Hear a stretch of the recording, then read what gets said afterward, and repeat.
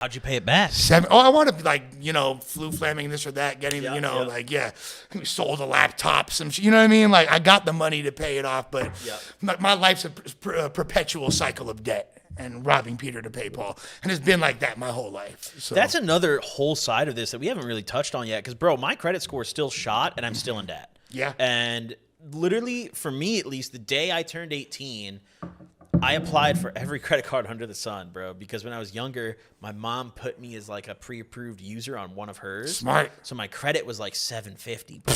So I jumped in that bitch. Dude, they gave my ass $15,000 in credit at the age of 18, fresh. I had 3 cards. I had an 8K Wells Fargo, I had a 3K Amex, and I had a 2K Capital One.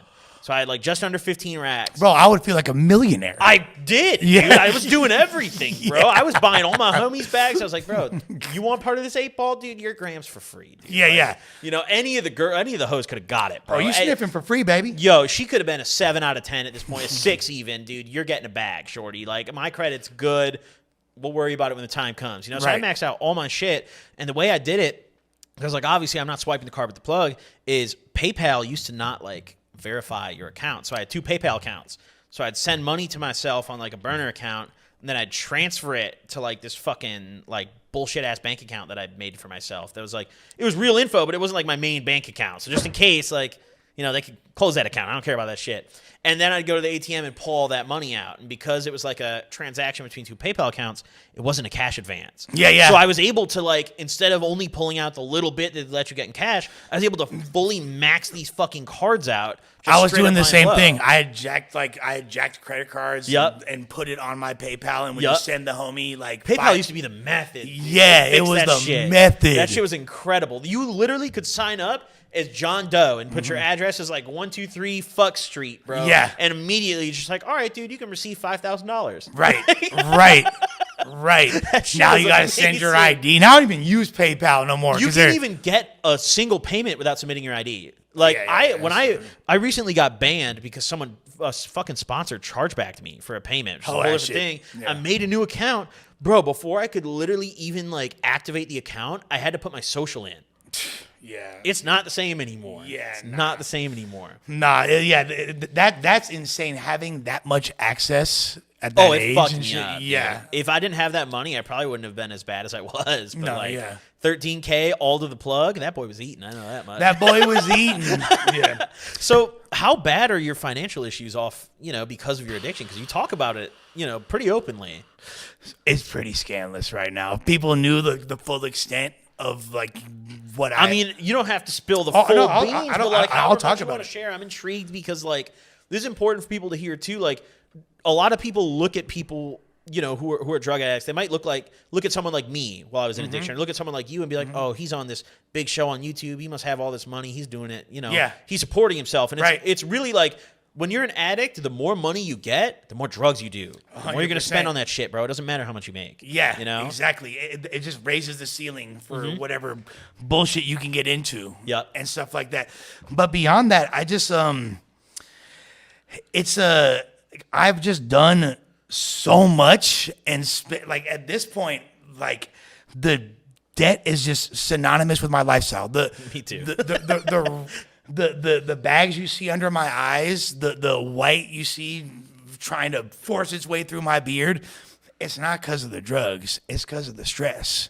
The drugs, for real, dude. Yeah, and I'm doing the drugs because I'm stressed out about this fucking debt and all the phone calls. It's always a cycle, bro. It all comes full circle. Literally, like I have PTSD from the sound of my phone ringing. You know what I'm saying? And it came back from the dealing dope thing, you know what I mean? Like the sound of, especially if it's the trap phone ringtone from the old Verizon trap, that shit like strikes fear in my heart. Your heart's skipping a beat. Yeah. Yeah. And it wasn't only because like when I'm fucked up, I'll agree to things or make up lies it's all about delaying the inevitability. And if I could just delay my fate for another day, like, no, I don't have that 15 bands for you, but I'll have it tomorrow, I promise. As soon as they're like, all right, cool, I have this night to rest and I can figure it out in the morning. And then it's just like, the morning is gone. I don't even think about the morning. And then when the morning comes, I wake up and I'm just like consumed by this stress and this fear, and it just feels like somebody's standing on your heart. You know what I mean? Yep. With a steel toe boot, and Yep. that's pretty much been my existence for a while, bro. I can't tell you the last time I didn't feel that stress. And then like adding to it, being on like a high pressure podcast where that many people are watching and that many people have opinions about like, let's take a shot. You feel me? Yep. Like, Yeah, let's take a fucking. I agree to that. Salud. Yeah. Cheers. So, I'll tell y'all right now, straight up. I'm very open about this. I've been sober for like 3-4 years. My credit score is still 512. Do you know your credit? My credit's a little higher than that, probably, but not much. Good shit. Not much. I think I'm like, I might be flirting with a sixer. I want to. By the way, I just broke into the 500s. I didn't even know it got much lower. It does. It gets worse. But that's the thing. tell Though, you so from I experience, never. it gets worse. But I never had good credit. Do you feel me? I never got a chance to destroy good credit. My shit was like clapped out the gate. I'm overdrawing bank accounts when I'm 18. Bro, and I all can't that. open a normal bank account anymore because when I was in high school, I had a Chase account. I went negative $300 overdrawing it. I never paid it back. They banned me. I didn't realize at the time they have some system where all the banks tell each other, like, yo, this guy's broke. 7 years. Dude, I still can't get a bank account. I went to PNC like a month ago trying to open a new account for myself, and they said no. Yeah. And I was like, dude, like, come on. You might. There's two options for you: either a credit union or Chime. Dude, don't give me. I got a Chime account. Yeah, bro. yeah, I got yeah. Chime. I got Current. I got all the apps, Yeah, bro. yeah, Are you yeah. kidding me? Yeah, yeah. The only bank that folded for me was Bank of America.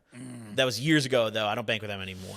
The cold part is, bruh, is that here's the credit shit that pissed me off. Is like I spent hella money building my credit back up, and I got it up to like high sixes at one point. Such a scam, man. Bruh, and then because I didn't have any more things to pay off, they like reduced my credit. Yeah, if you don't have debt, then your credit goes down. But if you have too much debt, it goes down. I'm like, bruh, What the fuck is the formula, dude? Yeah, yeah. It's a whole scam industry, dude. I went to the car dealership recently, bro, and I literally showed up.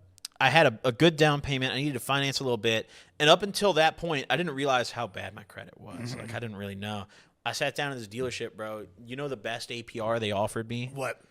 Take a shot. 15%, something stupid. Like, really? 24. Shut the fuck up. I crossed my heart, bro. 20. That's my car. I paid it off now, but I signed the papers. 24%. Do they get a cigarette after they fuck you? Do you get a cigarette No, after they fuck you in fucked the me ass? raw and nothing else. No they sent cigarette. me home, bro. I didn't even get the little mats in my car, like the little welcome home, like, you know. No welcome home. None of that. No, That's they sold me the crazy. car. They said, "Go home, brokey." Wow. Yeah, 24%. And I've been sober for years and working on my credit, paying my shit off. Granted, I ignored some of it. You know, I have like a personal vendetta on some of my debts. You know, like I went to the dentist one time and they doubled the price on me, and I was like, "Bet I'll just never pay that." You know. Sorry, Dr. Giggles. You ain't getting that, homeboy. Turns out now I owe way more in interest on my car. Right? But it totally reminds me. There's this one time, like, I have a homie, and he, like, grew up pretty fucking square. And he's, like, Mormon. But he has, like, these staunch, like, Mormonized principles, which make him, like, the nicest human being you'll ever encounter and super giving. And he was a hustler, so bro had money. And he's a little older than me, and he had a certain point in his life where he's like, I've been a motherfucking square. I've been married to my bitch for hella long. Like, da-da-da-da. I need to, like, start turning up. What's up? You feel me? Yep. So I brought him down a pretty dark path with, you feel me, cocaine and Xanax and strippers and prostitutes and everything the world has to offer outside of Mormonism. Now, there was one evening in particular where he was doing a copious amount of cocaine. Weed, Okay. I should say. It's a good start to the evening. Yeah, great start to the evening. And his Elden Ring at that moment was PUBG. You feel me? Okay. So he was like you on the acid in the hotel room, except for he's on blow with the homies. Slamming shit on PUBG. Just winning. Drilling. Yeah. He's King Von, fool. He's just like, you feel me?